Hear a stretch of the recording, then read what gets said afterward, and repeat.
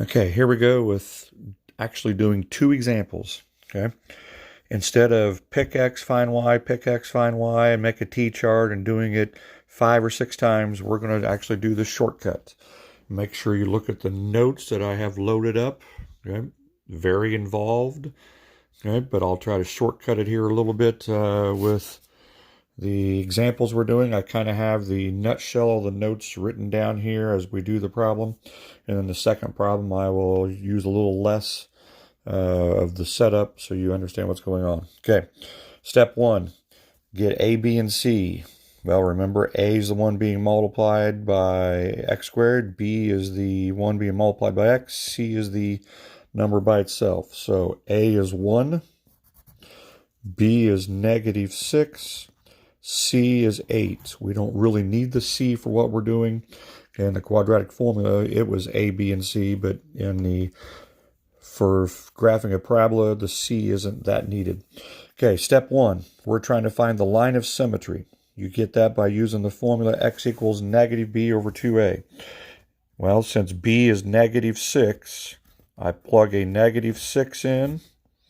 Since a is 1, I plug a 1 in. So b is -6, a is 1. Reminder, when there's a negative in front, all that does is switch it to a +6. 2 times 1 is 2. So x equals 3 is my line of symmetry.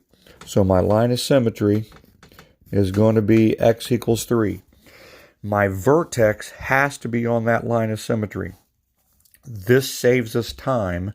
Instead of plugging in x equals 0, seeing what happens, x equals 1, seeing what happens, we know that we need to plug in x equals 3. That is the only pick x, find y we need to do. Use that value of x to find the y value. So this is the only step of work that takes a little bit of time. Okay, I'm going to do it right here. Y equals x squared minus 6x plus 8. And we're going to plug in 3. If I put a 3 there and square it, I get 9. Put a 3 there, I get -18 plus 8. This is my y value. That's 17, and -8 is -18 is -1. That tells me that the vertex is at 3 for x, -1 for y. Okay, so right there is my vertex at 3, -1. Notice these are going by halvesies, so be careful. Okay, that is the vertex. So instead of pick x, find y, pick x, find y, pick x, find y, and finally finding out where it's going to change directions, these two steps basically give me the vertex. Use -b over 2a to find the x value that we're going to use. That's also called the line of symmetry. Plug that x value into the equation or the function and find the y value. Now, the downside of this method, if you make a mistake, you have the totally wrong vertex and you're going to have the totally wrong parabola. So make sure you focus on that really well. Okay.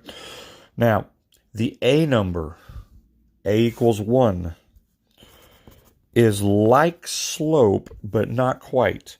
Make a fraction out of it. Okay. It's basically how open or what direction the parabola is going. If it's a positive a value, it's going to go up. Positive is up. Negative means down. And you literally go, in this case, up 1 over 1. From here, I'm going to go up 1 full over 1 full and make a dot. In a parabola, when we use Pearson, that is the only 2 points you need, and it will draw the graph for you. Now, I like to go ahead and use symmetry to get a third point. After I go up 1 over 1, then we know that we also have a point right there.